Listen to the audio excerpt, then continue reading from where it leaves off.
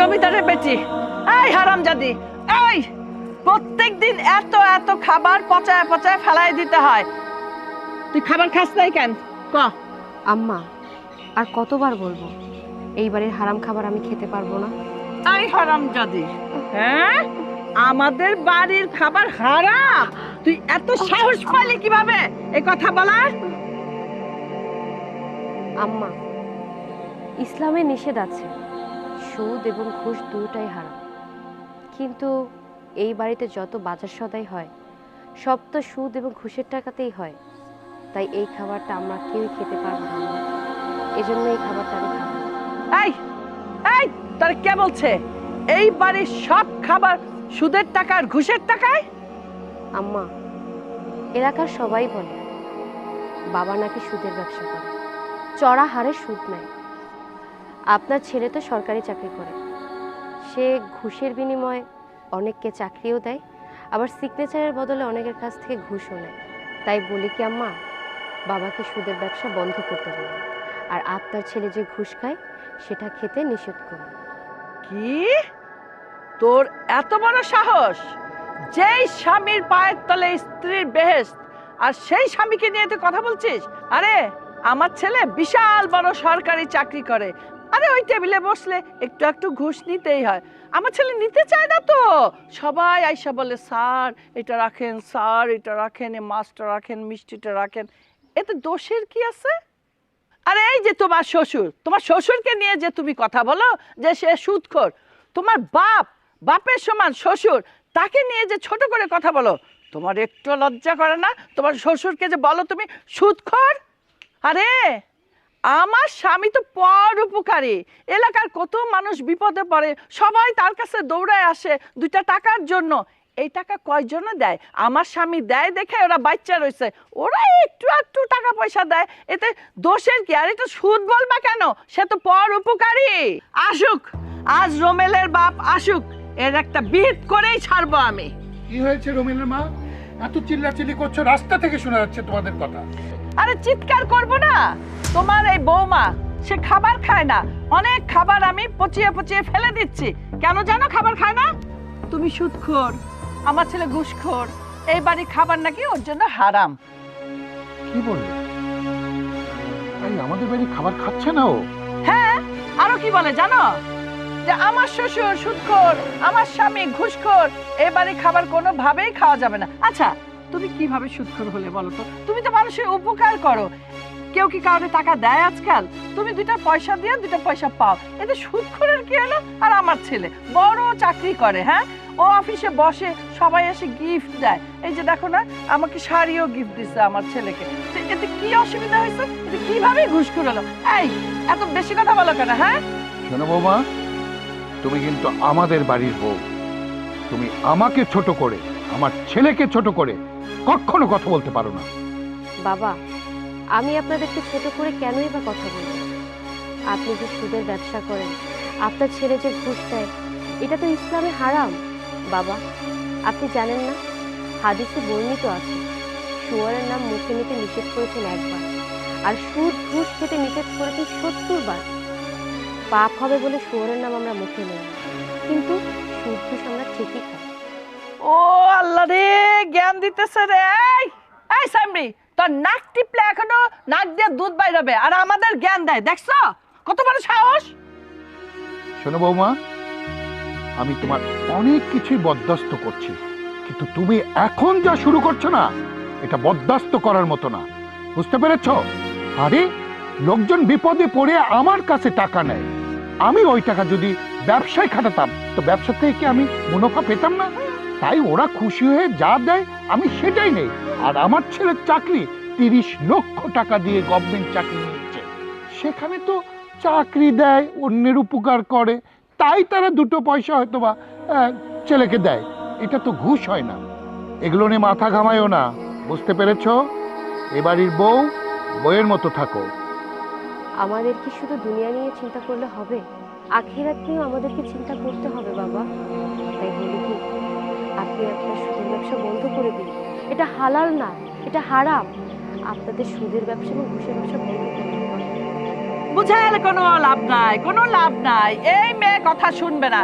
এক কাজ করি, ওকে ওর বাপের বাড়ি পাঠাই দিই, আমি রুমেল আরেকটা বিয়ে দেবো।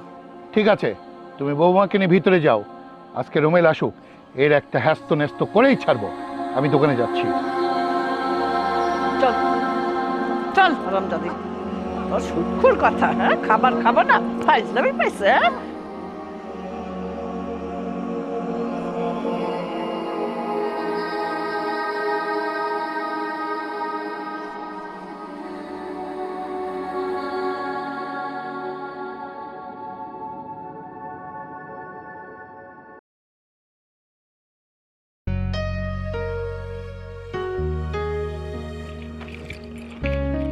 এই দাঁড়া, তোর সাথে কথা আছে। কি কথা আব্বা? আরে তোর বউ শুক্র শুক্র 7 দিন হলো আমাদের বাড়িতে আসতে পারলো না, সে আমাদের বাড়ির ভাত পানি ছেড়ে বসে আছে। কি বলছো বাবা? ভাত পানি খাওয়া বন্ধ করছে কেন? আরে আমাদের বাড়ির খাবার নাকি তার জন্য হারাম। কি আমাদের বাড়ির খাবার হারাম? আমি তো তোমার কথার আগামাথা কিচ্ছু বুঝতে পারছি না, আমাকে একটু খুলে বলবে? আরে বুঝলি না, আরে আমি যে টাকা পয়সা দেই, মানে সুদের কারবার করি, কেমনে কেমনে ওই মেয়ে জেনে গেছে। তুই অফিসের লোকজনকে চাকরি টাকরি দেশ, ওই যে ড্রয়ার খুলে তোর ড্রয়ারে দিয়ে যায়, এগুলোও কেমনে কেমনে জেনে গেছে। এখন সে ভং ধরেছে, আমাদের বাড়ির কোনো খাবার সে খাবে না। দেখ, আমার বাড়িতে যদি কেউ না খেয়ে মারা যায়, তার দায়িত্ব কিন্তু আমাদের উপরই বর্তাবে। তোকে আমাকে দুইজনকে জেলে নিয়ে যাবে। এই গাধা, বইয়ের কাছে কেউ বলেনি কি হ্যাঁ, যে আমার বাপ সুদের ব্যবসা করে, আমি ঘুষ খাই? আরে বাবা, আমি আমার বউয়ের কাছে আমাদের এইসব কথা বলবো? তুমি বিশ্বাস করো, তোমার বৌমা 5 ওয়াক্ত নামাজ কালাম পড়ে। আমি বুঝতে পেরেছি, নিশ্চয়ই যে আশপাশের মহিলারা আছে না, এরাই কান পড়া দিয়েছে তোমার বৌমাকে। শোন, তোর বউকে বাড়িতে রেখে আমাদের জেলের ভাত খাওয়ার দরকার নাই। তুই যেভাবে পারিস আজকেই তোর বউকে তার বাপের হাতে দিয়ে আয়। আমি দোকানে যাচ্ছি। আচ্ছা ঠিক আছে, আমি দেখছি ব্যাপারটা নিয়ে কি করা যায়। তুমি এক কাজ করো, ওই গাড়ির চাবি নিয়ে যাও, তুমি গাড়িটা নিয়ে দোকানে যাও। না, তুই গাড়িতে করে বৌমাকে তার বাপের বাড়ি দিয়ে আয়, আমি রিক্সা নিয়ে চলে যাব।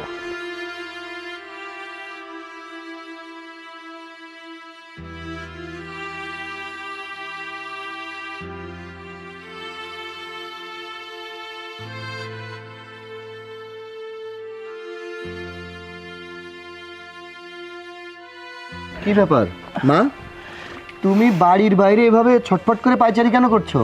পাইচারি করবো না কি করব?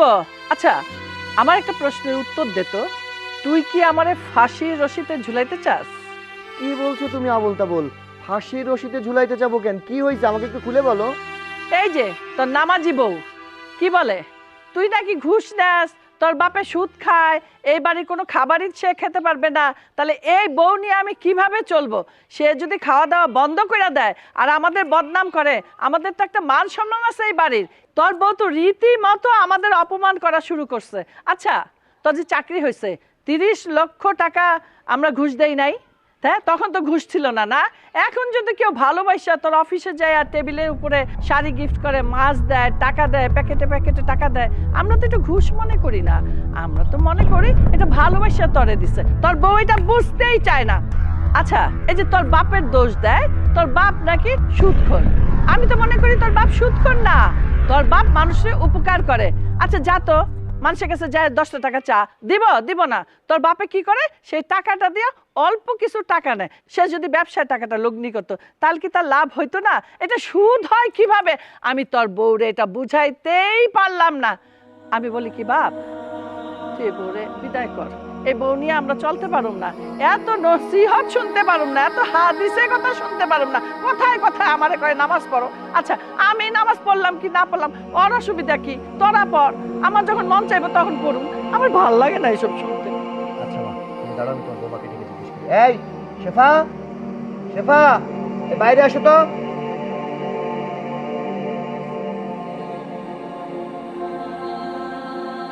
আসসালামু আলাইকুম। হ্যাঁ, ওয়ালাইকুম আসসালাম। এই তুমি হইল গিয়া এই বাড়ির নতুন বউ, কয়দিন হইলো এই বাড়িতে বউ হয়ে আইছো, আর এখনই কি না কোনটা ভালো কোনটা মন্দ আমাদেরও কেমনে চলতে হইব এটা তোমার কাছ থেকে শিখতে হইব? এই আমার বাবা একজন বয়োজ্যেষ্ঠ মানুষ, তোমার শ্বশুর, তুমি কি ভুইলা গেছো?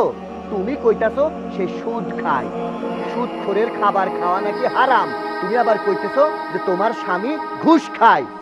নিজের স্বামীরে যেই বউ ঘুষখোর বলে সেইটা বউ হইল কোনো? হ্যাঁ, তুমি তোমার স্বামীর অপমান করে কথা কইতেছো, আমার মায়ের কোনো কথা শুনতে চাও না, কথায় কথায় শুধু হাদিস আর কালাম দেখাইতেছো। হ্যাঁ, এই বাড়িতে তুমি না খাইয়া আসো, খাইবা না। কেন খাইবা না? হারাম খাবার তুমি খাইবা না, হালাল খাবার খাইবা। অহন যদি না খায়া ঘরের মধ্যে সিটকি লাইগা ময়রা পইরা থাকো, তাহলে তো জেলের ভাত খামো আমি, আমার বাপে, আমার মায়ে। হ্যাঁ, এইটাই তুমি চাও না? এত কথা জানি না, এক্ষুনি যাইবা ঘরের মধ্যে, যায়া ব্যাগটা গুছাইবা, আমি তোমার ভালো মতো তোমার বাপের কাছে বুঝাই দিয়ে আসি, ব্যাস। যাও যাও, কাপড় চোপড় গুছাও, যাও। তুমি কেন আমার কথা বুঝতে চেষ্টা করছো না? আমি যেটা বলছি সেটা তো ইসলামের বিরুদ্ধে না। তুমি অনেক ভালো করেই জানো সুদ খাওয়া হারাম, ঘুষ খাওয়া হারাম। তুমি আর তোমার বাবা জেনে শুনে তারপরও সেটাই করছো। তাই আমি তোমাকে বারবার নিষেধ করছি, তোমরা যদি ঘুষ খাওয়া বন্ধ করো, সুদের ব্যবসা ছেড়ে দাও, তখন তো আমাদের খাবারটা, আয় রোজগারটা হালাল হবে, আর সেটা তোমার আমার জন্যই ভালো। তাই আমি মন থেকে চাইছি হালাল খাবার খেতে, হালাল পথে চলতে। তুমি তো অনেক ভালো টাকা বেতন পাও, আলহামদুলিল্লাহ। এই টাকা দিয়ে আমাদের সংসার অনায়াসেই চলে যাবে। তাহলে কেন আমাদের এই ব্যবসা করতে হবে বলো? শোন, তোর এই বউয়ের জ্ঞান না আমার শুনতে ভাল লাগতেছে না। তুই যত তাড়াতাড়ি এখন বাই করে দে, যা এখন বাই করে দে বাড়ি থেকে। মা, আজান দিয়েছে, উজু করে আসুন, আমরা একসাথে নামাজটা আদায় করি। আজান দিতেছে তো, তোমার নামাজ পড়ার দরকার, তুমি পড়ো, আমারটা নিয়ে তোমার ভাবতে হবে না। আমি জানি এটা মোল্লা বাড়ি, আর এটা মোল্লা বাড়ি হওয়ার সত্ত্বেও তোমাদের বাড়িতে কেউ নামাজ পড়ে না। আব্বা নামাজ পড়ে না, আম্মা নামাজ পড়ে না, এমনকি তুমিও নামাজ পড়ো না। একবার যদি তোমরা নামাজ পড়া শুরু করো, তখন তোমরা নিজেরাই বুঝতে পারবে হালাল কি জিনিস আর হারাম কি জিনিস। শান্তিটা তোমরাই খুঁজে পাবে। হইছে হইছে, কথা শেষ হইছে, এখন ঘরে চলো। তোমার যত নামাজ পড়া লাগে তুমি তোমার বাপের বাড়িতে আদায় করো। চলো চলো, তুমি ব্যাগ গোছাবে। আরে বাবা, কোনো কথা নাই, চলো। আমার কথা একবার শুনেন আপনি। একদম উচিত কাম হয়েছে। আমাদের বাড়ির খাবার নাকি হারাম, এবার বুঝুক হারাম আর হালাল।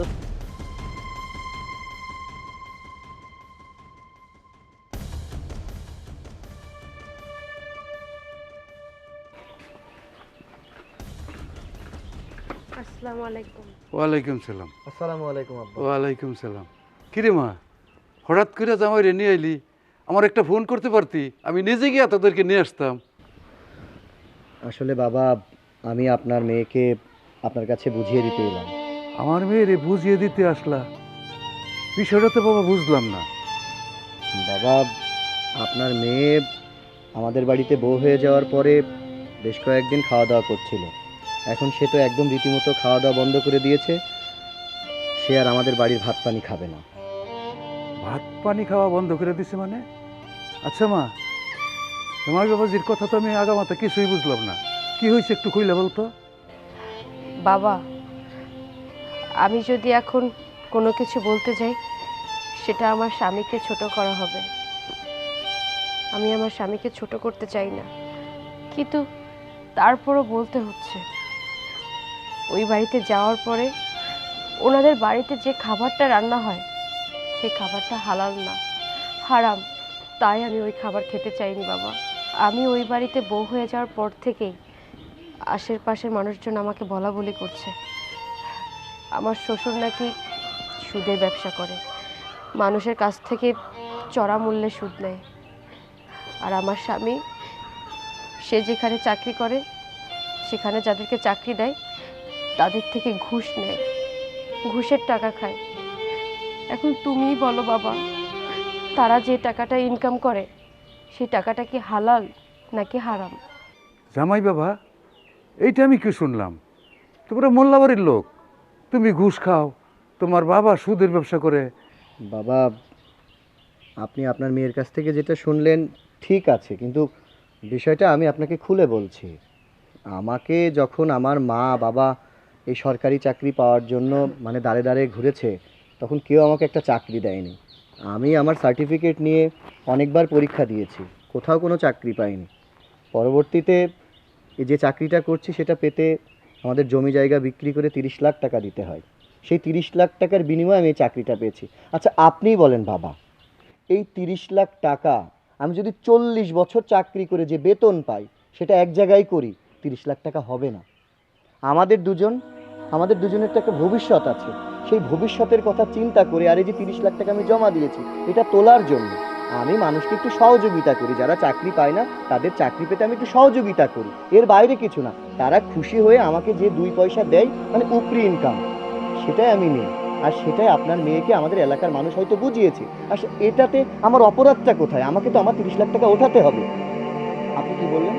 আমরা মোল্লাবাড়ি, সব ঠিক আছে, আমরা মোল্লাবাড়ির। হ্যাঁ, আমার বাবা সুদের ব্যবসা করে না। মানুষজন বিপদে পড়ে আমার বাবার কাছে আসে যে আঙ্কেল, ভাই, আমি একটু বিপদে আছি, আমাকে 10,000 টাকা দেন। বাবা তাদেরকে উপকার করে, সেই উপকারের বিনিময়ে হয়তো বাবাকে কিছু পয়সা দেয় খুশি হয়ে। ধরেন আজকে যদি এই টাকাটা আমার বাবা ব্যবসায় লাগাতো, লাভ হতো না। তাহলে আপনার মেয়ে যে বলছে আমার বাবা সুদ খায়, এখানে সুদ কোথায়? মানুষকে উপকার করা কি সুদ বাবা? আপনি বলেন। জামাই বাবা, বুঝলাম তুমি চাকরি নেওয়ার সময় 30 লক্ষ টাকা দিছো, এইটারই ঘুষ বলে। ওই 30 লক্ষ টাকা উঠানোর জন্য তোমার মাথায় একটা টেনশন থাকবে, এইটাই তো স্বাভাবিক। বাবা, একটা জিনিস চিন্তা করো তো, তুমি 30 লক্ষ টাকা দিয়ে চাকরি নিছো, তোমার এই 30 লক্ষ টাকা উঠানো লাগবে। তুমি আবার আরেকজনকে 20 লক্ষ টাকা নিয়ে চাকরি দিছো, তারও সেই 20 লক্ষ টাকা উঠানো লাগবে। এইভাবে যদি সবাই ঘুষ দিয়ে চাকরি নেয় তাহলে তো আমাদের অফিস আদালত সব ঘুষ বাণিজ্য হয়ে যাবে। বাবা, ঘুষ নেওয়া এবং ঘুষ দেওয়া দুটোই হারাম। ইসলামে ঘুষ দেওয়া এবং ঘুষ নেওয়াকে নিষেধ করেছে। শুনেছি তোমার বাবা একজন মোল্লা, কিছুদিন সে মসজিদে ইমামতিও করেছে। এই শেষ বয়সে এসে সুদের ব্যবসা করা ধরেছে। হাদিসে এসেছে সুদ আর ঘুষের কথা নিষেধ করেছে 70 বার, আর শুয়োরের নাম নিষেধ করেছে 1 বার। আমরা শুয়োরের নাম নেই না, কিন্তু সুদ আর ঘুষ ঠিকই খাই। বাবা, তোমার বাবাকে সুদের ব্যবসা করতে নিষেধ করো, আর তুমিও ঘুষ খেও। যেই টাকা বেতন পাও এটা দিয়ে তোমাদের সংসার সুন্দরভাবে চলে যাবে। ভবিষ্যতের কথা চিন্তা করে কোনো লাভ নাই বাবা। তোমার রিজিক আল্লাহ তাআলা নির্ধারণ করে দিয়েছে। বাবা, ঘুষ নেওয়া বন্ধ করে নামাজ পড়ো। 5 ওয়াক্ত নামাজ পড়তে হবে। নামাজ ছাড়া আমরা কেউ উদ্ধার হতে পারবো না। মারে, আমি বলি কি, তুই ওই বাড়িতে ফিরে যা, দেখবি তোর শ্বশুর এবং তোর স্বামী একদিন তাদের ভুল বুঝতে পারবে, তারা এই সুদ ঘুষের ব্যবসা ছেড়ে দেবে। না বাবা, আমি ওই বাড়িতে যাব না। তুমি তো আমাকে হারাম খাওয়া শেখাওনি।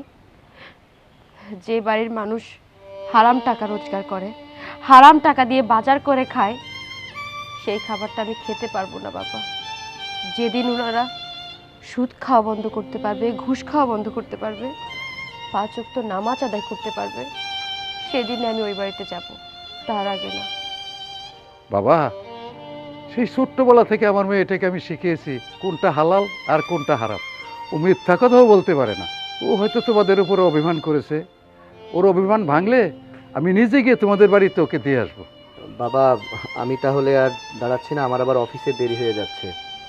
ভালো থাকবেন। আসসালামু আলাইকুম। ওয়ালাইকুম সালাম।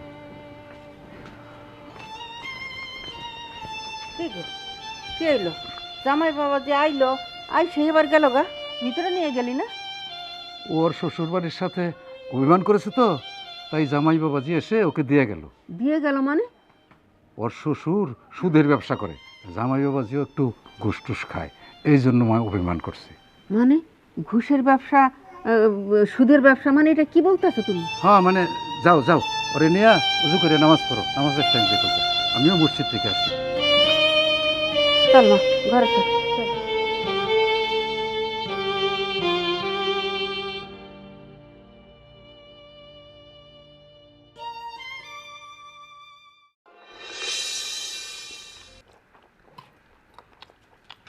বৌমা বাড়িতে নেই, বাড়িটা একদম ফাঁকা ফাঁকা লাগছে। হ্যাঁ, কতবার না বলছি, যেই বৌমায় বাড়ি থেকে চলে গেছে তার নাম নিবা না। ওই হারামজাদির কত বড় সাহস, বলে কি না আমাদের বাড়ির খাবার নাকি হারাম। আরে ও হারাম হালাল কিভাবে বিবেচনা করে? হ্যাঁ, পরে তো 2 বেলা নামাজ, এতে করে হারাম হালাল হয়ে গেল। আচ্ছা, ওর বাবা যদি ব্যবসায় লগ্নি করতো, সেটা যদি ও লাভ খাইতো, সেটা কি হারাম হতো না? আচ্ছা তুমিই বলো, তুমি যদি ব্যবসা করতা, ব্যবসায় টাকা লগ্নি করতা, সেটা থেকে তো একটা লাভ আসতো।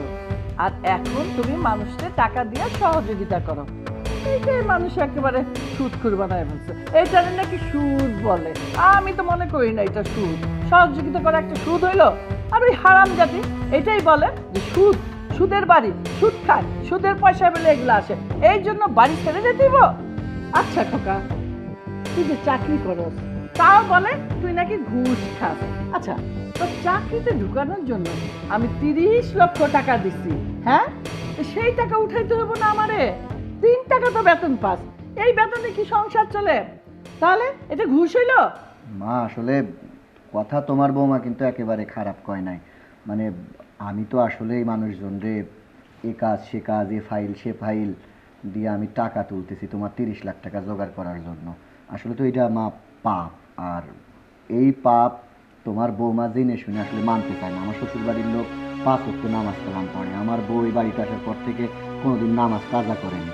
সে কিন্তু আসলে খারাপ কিছু বলে না, সে যেটা বলে এটা ভালো কথাই বলে। আচ্ছা মা, আমরা কি মোল্লা বাড়ির না?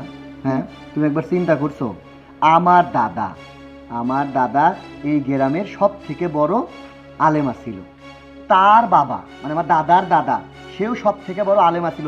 তার পিছনে দাঁড়ায়া শত শত মানুষ, হাজার হাজার মানুষ, লক্ষ লক্ষ মানুষ নামাজ আদায় করছে।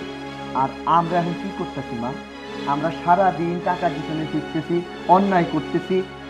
আমাদেরও নামাজ কালাম করা উচিত। তোমার বৌমা কিন্তু ভালো কথা কয়ে বাড়ি থেকে গেছে। শোনো রমিলের মা, রমিল কিন্তু একদম খারাপ কথা বলেনি। সত্যি তো, আমার দাদা ইমাম ছিল, আমার বাবা মসজিদের ইমাম ছিল, আমিও 10 বছর ইমামতি করেছি। শয়তানের প্রলোভনে পড়ে ইমামতি তো ছেড়েই দিয়েছি, নামাজটাও ঠিক মতো আদায় করি না।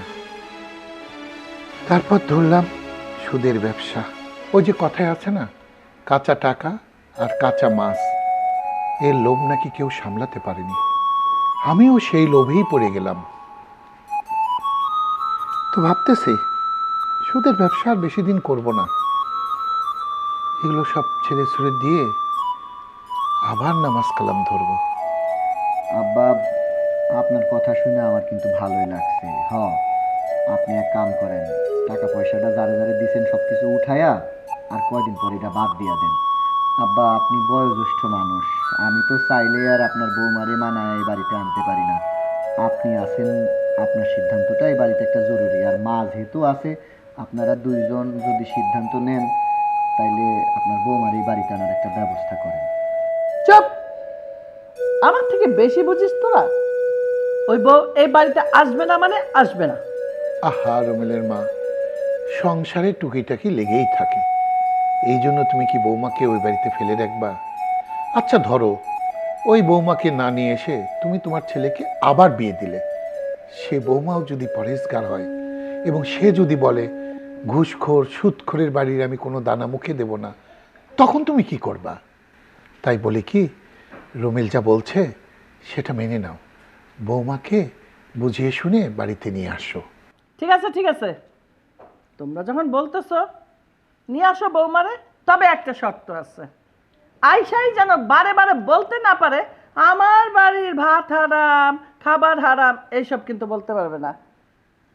আচ্ছা ঠিক আছে, তাইলে আর কি মা যেহেতু রাজি হয়েছে, আব্বা আমি অফিস থেকে ফেরার পথে তোমার বৌমাকে তাহলে নিয়ে আসবো না।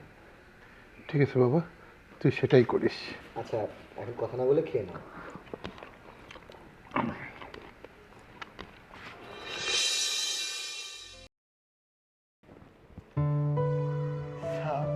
এখানে 1 লাখ টাকা আছে স্যার। আপনাকে আগে 7 লাখ টাকা দিয়েছি, আর এখানে 1 লাখ, মোট 1 লাখ টাকা দেওয়া হলো। আর বাদ বাকি টাকা স্যার আমার ছেলের জয়েনিং লেটারটা হলে 7 লাখ টাকা আপনাকে দিয়ে দেবো।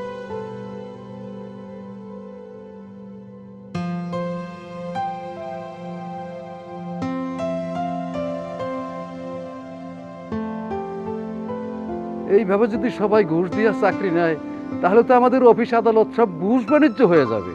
বাবা, ঘুষ নেওয়া এবং ঘুষ দেওয়া দুটোই হারাম। আপনি জানেন না, হাদিসে বর্ণিত আছে শুয়োরের নাম মুখে নিতে নিষেধ করেছেন 1 বার, আর সুদ ঘুষ খেতে নিষেধ করেছেন 70 বার। পাপ হবে বলে শুয়োরের নাম আমরা মুখে নেই না, কিন্তু সুদ ঘুষ আমরা ঠিকই খাই। যেদিন ওনারা সুদ খাওয়া বন্ধ করতে পারবে, ঘুষ খাওয়া বন্ধ করতে পারবে, 5 ওয়াক্ত নামাজ আদায় করতে পারবে, সেদিনে আমি ওই বাড়িতে যাব, তার আগে না। টাকাটা ধরেন। আপনি আপনার ছেলের চাকরির জন্য গত সপ্তাহে আমাকে 7 লাখ টাকা জমা দিয়েছিলেন, আর আজকে দিলেন 1 লাখ টাকা। আপনার সাথে আপনার ছেলের চাকরির জন্য আমার কন্ট্যাক্ট হয়েছে 15 লাখ টাকা। কিন্তু আমি এই মুহূর্ত থেকে সিদ্ধান্ত নিয়েছি যে আমি আর আসলে ঘুষ খাবো না। সেজন্য আপনাকে 1 লাখ টাকা ফেরত দিলাম, আর আপনি একটু কষ্ট করে আগামী রবিবার আমার সাথে ব্যাংক আবার একটু দেখা করবেন, আমি বাকি টাকাটা আপনাকে ফেরত দিয়ে দেবো। স্যার, আপনি টাকাটা ফেরত দিয়ে দিলেন স্যার, তাহলে আমার ছেলের চাকরির কি হবে স্যার? আমি আমার ছেলের জন্য অনেক জায়গায় টাকা দিয়েছি স্যার, সব জায়গায় টাকা মার গেছে স্যার। আপনি আমার শেষ ভরসা। আপনি যদি চাকরিটা না দেন স্যার, তাহলে আমাদের না খেয়ে মরতে হবে স্যার। আমি বুঝতে পেরেছি। আপনি নিশ্চিত থাকেন যে আপনার ছেলের চাকরিটা হবে। কেন হবে জানেন? আপনার ছেলের আমি দেখেছি ওর প্রত্যেকটা সাবজেক্টে A+, ও ভালো রেজাল্ট করেছে, ফার্স্ট ক্লাস ফার্স্ট ওর রেজাল্ট। ও যদি রিটেনে টিকে যায়, বাকিটা বলে কয়ে বা সম্পর্কের ক্ষেত্রে আমার কেন জানি বিশ্বাস ওর চাকরিটা হয়ে যাবে। আর আমি তো আছি, নিশ্চিত থাকেন ওর ফাইলপত্র চাপা পড়ে যাবে না, আমি সঠিক জায়গায় দেব। আর এর বিনিময়ে আপনাকে একটা টাকাও আমাকে দিতে হবে না। আপনি নিশ্চিত থাকেন আপনার ছেলে চাকরি পেয়ে যাবে। স্যার, তাহলে এই টাকা? কিছুদিন হলো আমি নতুন বিয়ে করেছি। আমার ঘরে আমার বউ, সে 5 ওয়াক্ত নামাজ কালাম পড়ে এবং বলা যেতে পারে সে সম্পূর্ণরূপে একজন ধর্মভীরু মানুষ। সেও চায় না যে আমি আসলে কোনো পাপের টাকা, কোনো অপবিত্র টাকা আমার বাড়িতে নিয়ে যাই। তো সেই জন্য চিন্তা করেছি আজকের পর থেকে আমি আর ঘুষ নেব না। আর একটা কথা মিস্টার জাহিদ, আপনি হয়তো আমার কাছে টাকা দিয়ে আজকে চাকরি পাচ্ছেন। সত্যি কথা বলতে কি, আমি যে চাকরিটা করছি সেটাও কিন্তু ঘুষ দিয়েই পেয়েছি। এমনি এমনি আমার চাকরিটা হয়নি। আমি অনেক জায়গায় গিয়েছি, আমার রেজাল্ট ভালো ছিল, কিন্তু টাকা ছাড়া, মামা খালুর জোর ছাড়া আসলে বর্তমান সময়ে চাকরি পাওয়া খুবই দুর্বিষহ। আমার বাবা আমার এই চাকরি পাওয়ার জন্য তার নিজের জমি বিক্রি করে 30 লক্ষ টাকা জোগাড় করে এই চাকরিটা পাইয়ে দেয়। এখন কি আর করার, 30 লক্ষ টাকা দিয়ে আমি চাকরি পেয়েছি। যে টাকা বেতন পাই, 40 বছর চাকরি করলেও আমি এই 30 লক্ষ টাকা ওঠাতে পারতাম না। সে কারণে এই 30 লক্ষ টাকা কিভাবে ওঠাবো, কার মাধ্যমে ওঠাবো, সে কারণে আপনার ছেলেদের মতো করে অনেককে চাকরি দিয়ে আজ কারো 2 লাখ, কারো 5 লাখ, কারো 10 লাখ নিয়ে আমার 30 লক্ষ টাকা তোলার মিশনে নেমেছিলাম। এই যে দেখেন, আপনি এই চাকরির জন্য আমাকে 15 লাখ টাকা দিচ্ছেন। এই 15 লাখ টাকা কিন্তু একা আমি বাড়িতে নিয়ে যাই না। আমার উপরের বস, তারপরে হেড অফিসের মানুষজন, আরও অনেক মানুষকে, এমনকি আমাদের গেটে দাঁড়িয়ে থাকা পিয়নকেও আমাকে টাকা দিতে হয়। দিন শেষে আমার বাড়িতে যায় 1 থেকে 2 লাখ টাকা। এই যে এতগুলা মানুষ এই একটা খারাপ কাজ, একটা ঘুষের সাথে সম্পৃক্ত কেন হচ্ছে জানেন?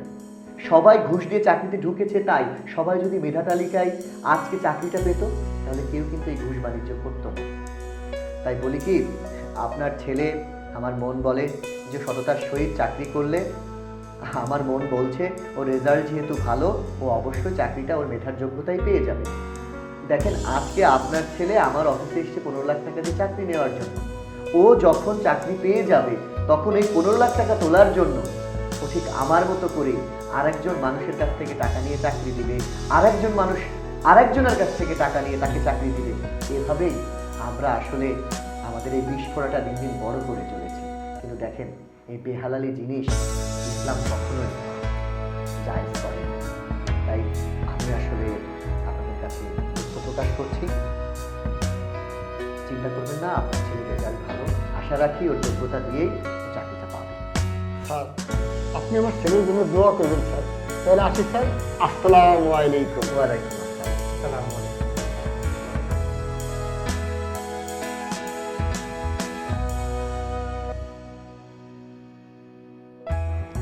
অফিস ছুটির সময় হয়েছে।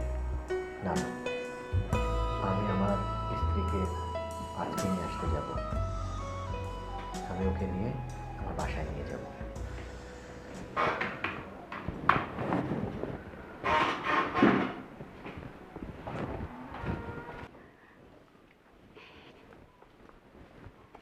আম্মা, আসসালামু আলাইকুম। ওয়ালাইকুম আসসালাম।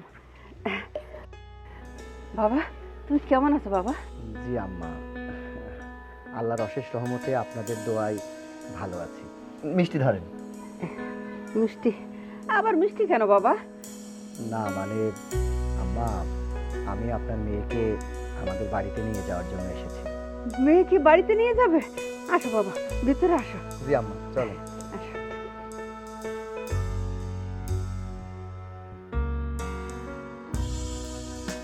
আসো আসো বাবা, আসো। তুমি বসো বাবা, আমি সেপারে পাঠিয়ে দিতেছি। আচ্ছা আম্মা। আচ্ছা, তুমি বসো।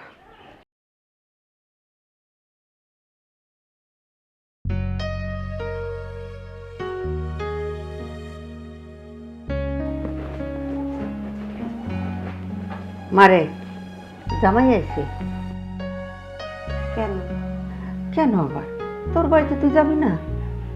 যা মা, জামাইয়ের সাথে তুই বাড়ি যা। মা, আমি তো আপনার আগেই বলছি আমি আর ওই বাড়িতে ফেরত যাব না। তারপর আবার কেন নিতে আইছে? আপনি ওনারে বইলা দেন, উনি যেন বাড়িতে চলে যায়, আমি যাব না। না মা, যাইতেই হবে। তুই বোঝস না কেন? জামাই যখন তোরা নিতে আসছে, তুই যা, জামাইয়ের লোকের কথাবার্তা করে তুই বুঝে সুঝে তারপরে যা। এত করে যেহেতু কইতাছেন, দেখতেছি তাহলে। আর শোন মা, এই যাওয়ার সময় না একটু হালকা পাতলা নাস্তা নিয়ে যাই জামার জন্য।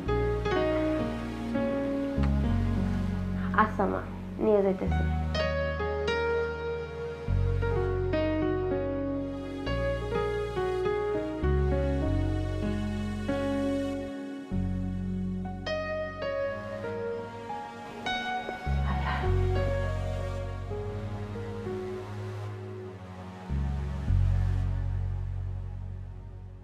আসসালামু আলাইকুম। ওয়ালাইকুম আসসালাম। কেমন আছেন আপনি? আলহামদুলিল্লাহ, আমি ভালো আছি। তুমি কেমন আছো? আলহামদুলিল্লাহ, আল্লাহ তাআলার অশেষ রহমতে আমিও ভালো আছি। আমি আসলে তোমাকে নিয়ে যাওয়ার জন্য আসছি। দেখেন, আমি তো আপনাদের বাড়িতে যাব না।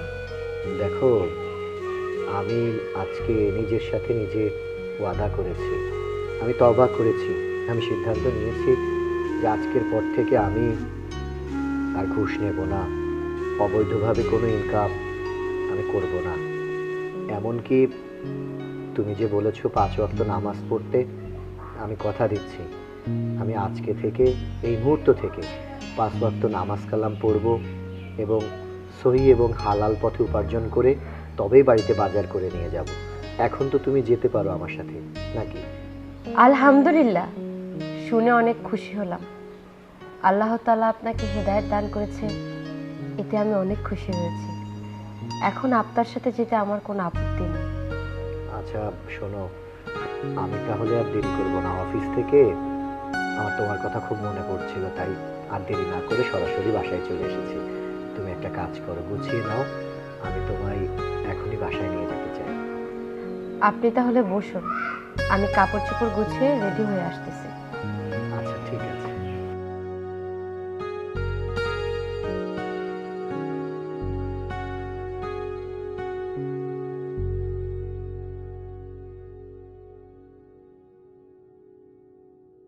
এই আমি বাজারে গেলাম। আরে বৌমা, আসসালামু আলাইকুম। ওয়ালাইকুম আসসালাম। তুমি আসছো, খুব খুশি হয়েছি মা। হ্যাঁ যা রুমেল, বৌমাকে নিয়ে ঘরে যা, আমি বাজারটা করে আসি। বাবা, এখন তো আপনি বাজারে যেতে পারবেন না। কেন বৌমা, বাজারে যেতে পারবো না মানে? কি হয়েছে? শুনতে পাচ্ছেন না? মসজিদে আজান দিচ্ছে। এখন আপনি আর আপনার ছেলে মসজিদে গিয়ে আগে নামাজ আদায় করবেন, তারপরে বাজারে যাবেন। এই বৌমা, আমি বাজারে যাই, ওখানে নামাজ পড়ে নেবো। হ্যাঁ না বাবা, আপনি অনেক ফাঁকি দিয়েছেন, আর ফাঁকি দেওয়া চলবে না। এখনই আপনার ছেলেকে নিয়ে গিয়ে মসজিদে গিয়ে নামাজ পড়বেন। যাও, বাবাকে নিয়ে নামাজ পড়ে আসো। বাবা, তোমার বৌমা কিন্তু একদম খারাপ কথা বলেনি। চলো আজকে আমরা দুই বাপ বেটা মিলে একসাথে মসজিদে নামাজ আদায় করি। আচ্ছা ঠিক আছে, বৌমা যখন এত করে বলছে, তুই বৌমাকে ভিতরে রেখে পাঞ্জাবিটা পরে আয়, আমরা একসঙ্গেই নামাজ পড়বো। আচ্ছা আব্বা, তাহলে আমি পাঞ্জাবিটা পরে আসি, তোমার বৌমাকে ভিতরে রেখে। হ্যাঁ হ্যাঁ হ্যাঁ, পাঞ্জাবি পরে আয়। জি বাবা। আচ্ছা মা,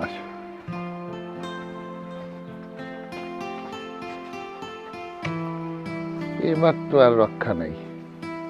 এতদিন তো ফাঁকি টাকি দিছি, কতদিন হলে মসজিদে যাই না। যাক, বৌমা যখন আবার বলল, এবার আর কথা ফেলবো না, নামাজ মসজিদে গিয়েই পড়বো। আসো রুমেল, আসো কুদ্দুস মিয়া, আসো বসো। হ্যাঁ শোনো, তুমি কোনো কথাবার্তা বলো না, চুপচাপ বস থাকো, আমার বৌমা শুনলে কিন্তু খবর আছে। হ্যাঁ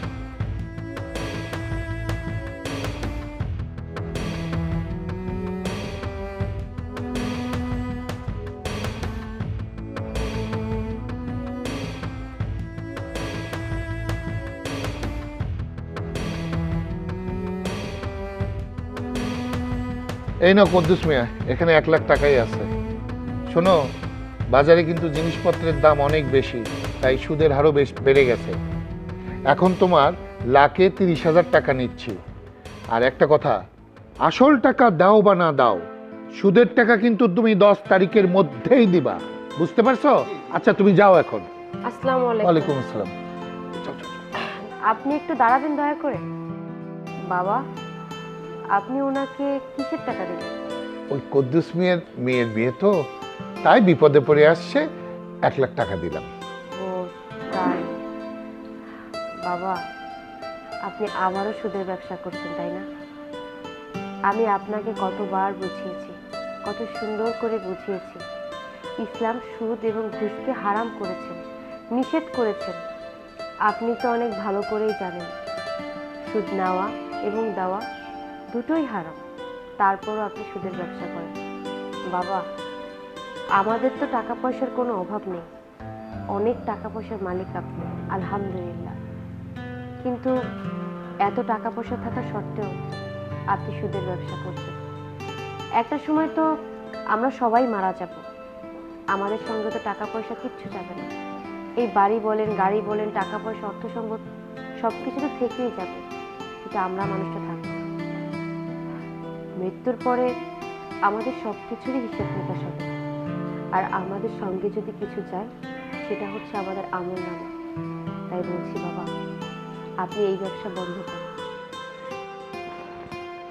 কুদ্দুস, যেহেতু আমার বৌমা চাচ্ছে না আমি আর সুদের কারবার করি, তাই আমি তোমাকে টাকা দিতে পারলাম না। তুমি অন্য কোথাও থেকে ব্যবস্থা করো। ভাই আপনি কি করেন? আপনার এই 1 লাখ টাকার উপরে আমার মেয়ের বিয়ে ঠিক করছি, সবাই জন রেডি। আপনি যদি টাকা না দেন ভাই, আমার সর্বনাশ হয়ে যাবে। আপনি ভাই টাকা 1 লাখ দেন ভাই। সবই তো বুঝলাম কুদ্দুস মিয়া, কিন্তু দেখো, আমার বৌমা না করেছে, আমি আর সুদের কারবার করব না, এই জন্য আমি তোমাকে টাকাটা দিতে পারলাম না। তুমি এখন যাও। নিন, টাকাটা দিয়ে আপনার মেয়ের বিয়ে সুন্দরভাবে দিন। যান। এটা বিরাট উপকার করলেন আমার। বৌমা, তুমি ওকে এতগুলো টাকা এমনি এমনি দিলে? বাবা, আপনি তো ওনাকে ওয়াদা করেছেন যে ওনার মেয়ের বিয়েতে আপনি টাকাটা দিবেন, কিন্তু এখন যদি আপনি টাকাটা না দেন তাহলে তো আপনি ওয়াদা ভঙ্গকারী হয়ে যাবেন। আর আপনি জানেন আল্লাহ তাআলা ওয়াদা ভঙ্গকারীকে পছন্দ করেন না। বাবা, উনি তো আপনার কাছে বিপদে পড়ে এসেছেন, আর আপনি তার বিপদের ফায়দা লুটছেন। আজকে যদি আপনি ওনাকে সুদে টাকা দেন, তাহলে সে সেই টাকা নিয়ে এখনের মধ্যে না হয় উদ্ধার হলো, আর এই সুদের টাকা পরিশোধ করতে গিয়ে একটা সময় তো সে অনেক বড় বিপদে পড়ে যাবে। যে মাসে উনি ঠিকঠাক মতো টাকা পরিশোধ করতে পারবে না, তখন তো আর আপনি চুপ করে বসে থাকবেন না, অবশ্যই এর জন্য তাকে পানিশমেন্ট দিবেন। তাই বলি কি বাবা, কাউকে যদি কোনো কিছু ধার দেন তবে সেটা ফেরত পাবার আশা করে দেবেন না। আচ্ছা আচ্ছা ঠিক আছে, আমি বুঝতে পারছি বৌমা, যাই আমি একটু চা খেয়ে আসি। শুনেন, আপনি কিন্তু কালকে আসরের নামাজ আদায় করেননি। এখন কিন্তু আপনি 5 ওয়াক্ত নামাজ পড়েন, এখন যদি 1 ওয়াক্ত বাদ যায় হাসরের ময়দানে কিন্তু আপনাকে এটার হিসেব দিতে হবে বাবা। বৌমা আর হবে না মা, এই যে আমি কান ধরে তওবা করছি, এখন থেকে প্রতি ওয়াক্ত নামাজ আমি আদায় করব। আচ্ছা ঠিক আছে, তাহলে যান, চা খেয়ে আসেন। আচ্ছা মা, আসি। আসসালামু আলাইকুম। ওয়ালাইকুম আসসালাম।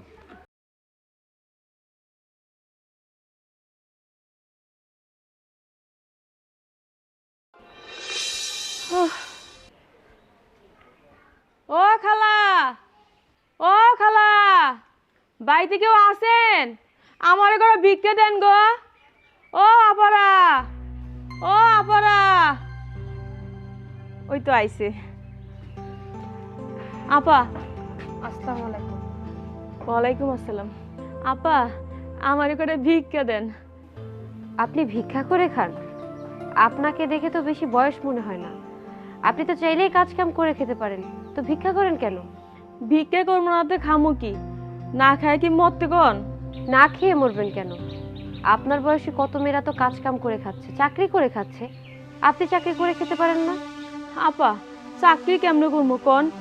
এক হারামির বাচ্চারে বিয়ে করছিলাম, সে হারামির বাচ্চা করছে কি জানেন? একটা বাচ্চা জন্ম দিয়ে পলায়ে চলে গেছে। এখন আপনিই কোন, আমি বাচ্চা রাখবো না চাকরি করবো? আহা, আপনি যদি বাচ্চা রেখে ভিক্ষাই করতে পারেন, তাহলে বাচ্চা রেখে চাকরি করতে কেন পারবেন না? দেখেন আপা, আমার বাচ্চাটারে আমার মার কাছে দিয়া আমি সায়া সেমটি ভিক্ষা করি, আমি নিজেও খাই, আমার বাচ্চারেও খাওয়াই। শোনো বোন, নবীজির শিক্ষা করোনা ভিক্ষা, মেহনত করে খাও সবে, এই কথা কিন্তু প্রিয় নবীজি বলেছেন। তোমার যেহেতু হাত পাও আছে, তুমি যেহেতু কাজ করে খেতে পারবে, কর্ম করে খেতে পারবে, তাহলে কেন ভিক্ষা করে খাবে? মানুষের সামনে কেন নিজেকে ছোট করবে? তাই বলি কি, নিজে কাজ করে খাও, মানুষের কাছে আর ছোট হয়েও না। দেখেন আপা, এই জ্ঞান সবাই দিতে পারে, কিন্তু খাওয়ান আর কেউ দিতে পারে না। ভিক্ষা দেন বা না দেন আমার কোনো সমস্যা নাই, কিন্তু জ্ঞান আমারে দিয়েন না। আরে বোন, তুমি রেগে যাচ্ছ কেন? রেগে গেলেন তো হেরে গেলেন। বুঝছি, ভিক্ষা দিবেন না তো থাক থাক, আপনাকে ভিক্ষা টিকে লাগবো না। শুনেন, ভিক্ষা দিবেন আপা? আপনার মুখ চোখ দেখে মনে হচ্ছে সকাল থেকে মনে হয় আপনি কিছু খান না। আগে ভিতরে চলুন, ভাত খাবেন, তারপর ভিক্ষা দেব। ঠিক আছে আপা, চলেন।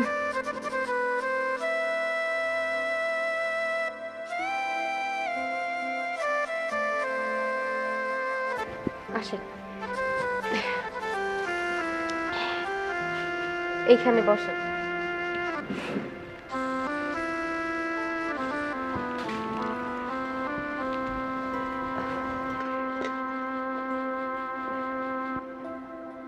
থাক ভাবি, আর লাগবে না। এই নেন, খান। কি ব্যাপার? কোথ থেকে একটা ফকির নিয়ে আইনা আমার ডাইনিং টেবিলে বসায় খাওয়াইতেছো? বাইগানের ফকির নিটারে। মা, বাড়িতে মেহমান আসলে তার সাথে খারাপ ব্যবহার করতে হয় না। মেহমান? এই ফকির নিয়ে আবার একটা মেহমান হইলো? মা, আসলে উনি অনেক ক্ষুধার্ত, সকাল থেকে কিছু খায় নাই, তাই ভাবলাম বাসায় তো খাবার অনেক পড়েই আছে, এগুলো তো নষ্ট হবে, তাই ওনাকে খেতে দিয়েছি। মা, আল্লাহ তাআলা তো বলেছেন ইনসাফ মতো খাও। ইনসাফ হচ্ছে তোমার পাশের লোকজন যদি কেউ না খেয়ে থাকে, তাহলে তার সাথে খাবারটা ভাগ করে খাও, এটাকে ইনসাফ বলে। হ্যাঁ, তুমি আমার ইনসাফ শিখাও? হ্যাঁ, যারা তারা না বসাইবা খাওয়াইবা, আবার ইনসাফ এসব আমার শিখাইবা না। মা, আজান দিচ্ছে, একটা কাজ করুন, আপনি উজু করে আসুন, আমরা একসাথে নামাজ পড়বো। খুব হয়েছে, খুব হয়েছে, আমার জ্ঞান দিতে হবে না। তাড়াতাড়ি খাওয়াই বিদায় করো ফকির নিটারে। আপনি খান, আমার শাশুড়ির কথা কিছু মনে করবেন না, উনি একটু এমনই। খান।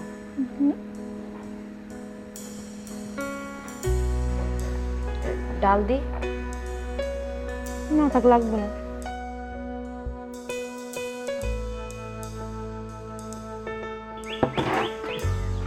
কই যাইতেছো? মসজিদে যাইতেছি নামাজ পড়তে, নামাজ পড়ে বাজার থেকে এক কাপ চা খেয়ে আসবো। ও তুই নামাজ পড়তে যাচ্ছ? ঠিক আছে, দু একটা কথা কইতেছিলাম।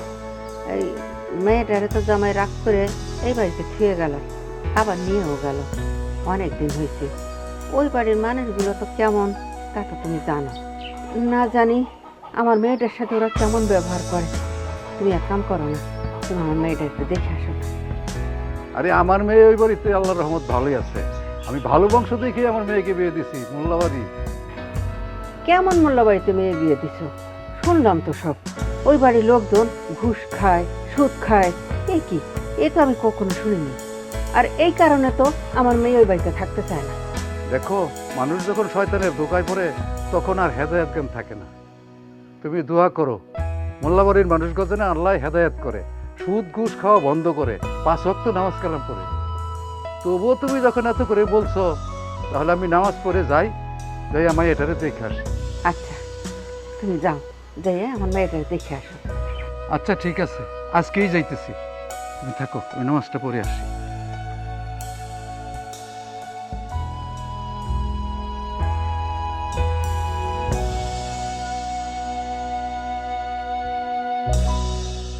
বাবারে, পূর্বে কর্মের অনুশোচনায় আমি মর্মে মর্মে ভুগতেছি, বুঝছিস? ঠিক বলেছো বাবা। শোন, আমি না মসজিদে একটা মিলাদের ব্যবস্থা করেছি। হ্যাঁ, তুই একটু সকাল সকাল মসজিদে গিয়ে বস, আমি জিলাপির অর্ডার দিছি, জিলাপিটা নিয়ে আসি। ঠিক আছে। আসসালামু আলাইকুম স্যার।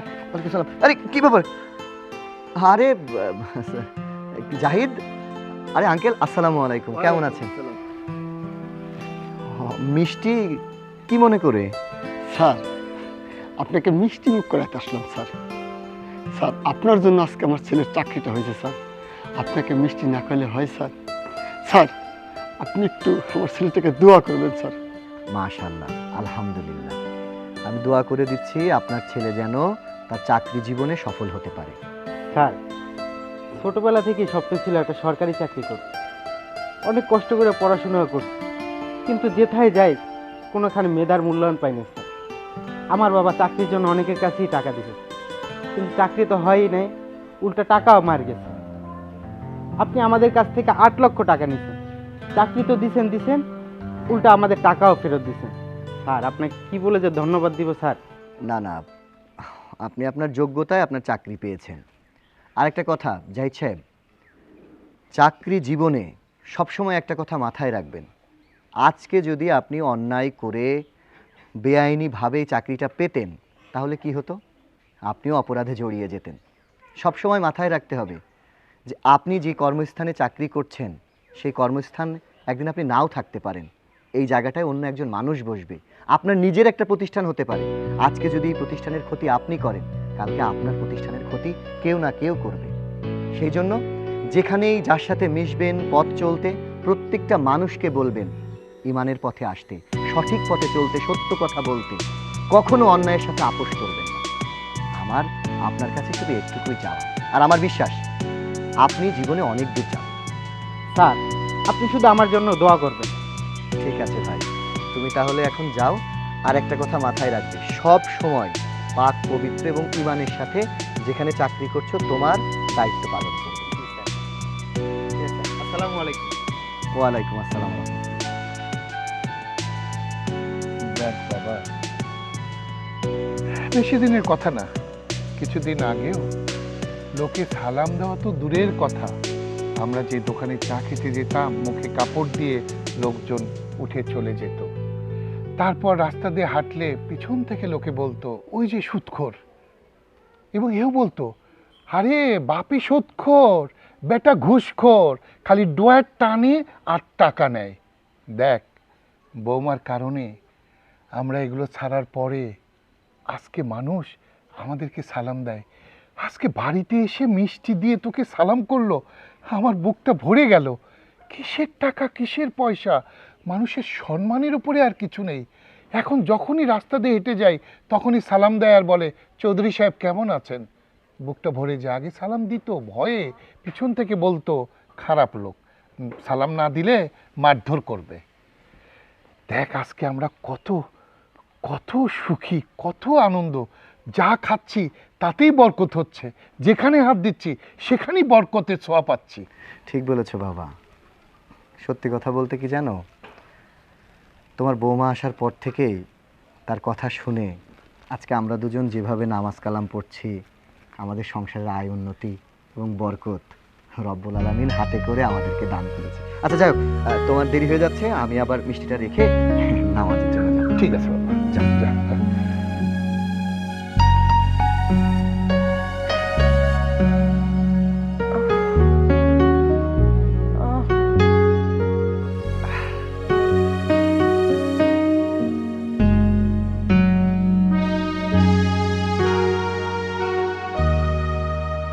হে খোদা, হে পরওয়ারদিগার, আপনি আমার শাশুড়িকে শিফা দান করুন, সুস্থতা দান করুন। আমার মাথায় যতগুলো চুল আছে তার থেকে 1000 গুণ বেশি নেক হায়াত উন্নতি দান করুন, যাতে করে সে সুস্থ হয়ে আপনার কাছে তওবা করতে পারে, সে ইসলামের পথে আসতে পারে, তার কাছে নামাজ পড়তে পারে। আমি তার হয়ে আপনার কাছে ক্ষমা চাইছি, তার হয়ে আপনার কাছে ফরিয়াদ করছি। আপনি আমার শাশুড়িকে দিনের পথে আসার জন্য তৌফিক দান করুন। বৌমা, তুমি আমার জন্য আল্লাহর কাছে তওবা করতেছ। আমি তোমার সাথে এত খারাপ ব্যবহার করছি, নামাজ রোজা করি নাই, সেই তুমি এখন আমার জন্য আল্লাহর কাছে তওবা করতেছো, আমার হায়াত চাইতেছো। মা, আপনি তো জানেন সৃষ্টিকর্তা আমাদেরকে সৃষ্টি করেছে তার ইবাদত করার জন্য। তিনি পৃথিবীতে মানুষকে পাঠিয়েছেন যাতে করে আমরা তার ইবাদত করতে পারি, কিন্তু আমরা পৃথিবীর মোহে পড়ে আল্লাহকে ভুলে যাই, যেটা করা আমাদের একদমই উচিত না। পৃথিবী তো একটা পরীক্ষাগার, এখানে আল্লাহ তাআলা মানুষকে পরীক্ষা করার জন্যই পাঠিয়েছেন। তাই বলি কি মা, একমাত্র আল্লাহই পারেন আপনাকে সুস্থ করতে। ডাক্তার তো মাত্র একটা উসিলা, ডাক্তারের থেকেও বড় ভরসা হচ্ছে আল্লাহ তাআলা। তাই আমি চাই আপনি সুস্থ হয়ে আল্লাহর পথে আসুন, নামাজ পড়ুন, আল্লাহর ইবাদত করুন, পর্দা করুন। দেখবেন আপনার মনেও শান্তি আসবে আর আপনিও ভালো থাকতে পারবেন। তাই বলি কি মা, এখনো সময় আছে, আল্লাহ তাআলার কাছে তওবা করেন, দেখবেন উনি আপনাকে সুস্থ করে দেবেন। আপনি তো জানেন মায়ের পায়ের নিচে সন্তানের বেহেশত। আপনার ছেলে 5 ওয়াক্ত নামাজ পড়ে, বাবাও 5 ওয়াক্ত নামাজ পড়ে, আমিও 5 ওয়াক্ত নামাজ পড়ি। আমার বিশ্বাস আমরা সবাই জান্নাতে যাব, কিন্তু আপনি তো নামাজ পড়েন না। আপনি বলুন, আমরা সবাই যখন জান্নাতে যাব, তখন আপনাকে রেখে যখন আমরা যাব, তখন আমাদের কেমন লাগবে আপনি বলুন তো মা। তাই বলি সুস্থ হয়ে আপনি 5 ওয়াক্ত নামাজ পড়বেন, এটা আপনার কাছে আমার অনুরোধ মা। আমি এতদিন ভুল করছি, হে আল্লাহ তুমি আমার বৌমার আর্জি কবুল করো। হে আল্লাহ তুমি আমাকে সুস্থ করো, আমি যাতে আমার সুস্থ জীবনে ফিরে আইসা আমি তোমার কাছে তওবা চাইতে পারি, আমি যেন মাপ চাইতে পারি। আমার এই আর্জি তুমি কবুল করো, আমার এই বৌমার আর্জি তুমি কবুল করো। আল্লাহ আল্লাহ তুমি আমার সুস্থ করে দাও। মা, আপনি কান্না করবেন না। আমার মনে হয় আল্লাহ তাআলা আপনার ফরিয়াদ অবশ্যই শুনবে। আপনি শোনেননি আল্লাহ তাআলা কি বলেছেন? যে ব্যক্তি মৃত্যুর আগ মুহূর্ত পর্যন্ত আল্লাহ তাআলার কাছে মাফ চায়, আল্লাহ তাআলা তার সকল গুনাহ মাফ করে দেন। আমার মনে হয় আল্লাহ তাআলা আপনারও সকল গুনাহ মাফ করে দেবেন। মা শেফা, শেফা। আসসালামু আলাইকুম আব্বাজান। ওয়ালাইকুম সালাম। কেমন আছিস মা? ভালো আছি, আপনি কেমন আছেন? আল্লাহর রহমত ভালো আছি। আরে বিআই সাহেব যে, আসসালামু আলাইকুম। ওয়ালাইকুম সালাম। হ্যাঁ বিআই সাহেব, বসেন বসেন, বসো মা বসো। তারপর বিআই সাহেব, কি ব্যাপার? মেয়ে বিয়ে দিয়ে ভুলেই গেছেন তো? মেয়ে যে বাড়িতে কেমন আছে, কি খবর, আশায় বিষয়, এগুলো তো খোঁজ খবর নিতে হয় নাকি? আর বললেন না বিয়াই, আসি আসি করে আশা হচ্ছিল না। আজান, হ্যাঁ আজানই তো হচ্ছে। বিয়ে সাহেব চলেন আমরা সবাই মিলে নামাজ আদায় করে আসি, কি বলিস খোকা? হ্যাঁ, যেহেতু আব্বা এসছে আমরা সবাই মিলে চলেন একসাথে নামাজটা আদায় করে আসি। আলহামদুলিল্লাহ, মাশাল্লাহ। বিয়াই, আমি খুব খুশি হয়েছি যে আপনারা দিনের পথে ফিরে এসেছেন। আমি আমার মেয়েকে এরকম একটা পরিবারে বিয়ে দিতে চেয়েছিলাম, যারা 5 ওয়াক্ত নামাজ পড়বে, আল্লাহর পথে চলবে। এরকম একটা পরিবারে আমার মেয়েকে আমি বিয়ে দিতে চেয়েছিলাম। আজ আমি বড় খুশি হয়েছি বিয়াই, আমার মেয়েকে আপনাদের ঘরে বিয়ে দিতে পেরে। বিয়ে সাহেব, এই সব কিছু হয়েছে আমার বৌমার জন্য। আমরা মোল্লা বাড়ি, আমাদের কত সুখ খ্যাতি, অথচ আমরা শয়তানের ধোকায় পড়ে নামাজ কালাম সব কিছু ভুলে জাহান্নামের পথে চলে গিয়েছিলাম। বৌমা আমাদেরকে সেই জাহান্নামের পথ থেকে ফিরিয়ে নিয়ে এসেছে। আল্লাহ তাআলা বলেছেন, যার ঘরে একটি কন্যা সন্তান তাকে আমি একটি বেহেশত দান করলাম। সত্যি বিয়ে, আমার বৌমাকে দেখে সেটা আমার সত্যি মনে হয়। আপনি তো বেহেশতে না, আপনি বেহেশতের বাগানে বসবাস করছেন, আর আমরা ময়লা নর্দমার মধ্যে বাস করছিলাম। সেখান থেকে আমাদেরকে বৌমা ফিরিয়ে এনেছে। সবই উপরওয়ালার ইচ্ছা বিয়াই। চলেন বিয়ে, এখন আর সময় নষ্ট না করে আমরা মসজিদে যাই। মসজিদে গিয়ে নামাজ আদায় করে একটু জেগে আজকার করি। চল খোকা, চল বাবা। হ্যাঁ, বৌমা, বিয়ে সাহেব কিন্তু নামাজ পড়ে এখানে আসবে, তুমি রান্না টান্না করে রাখো মা, ঠিক আছে? হ্যাঁ চল।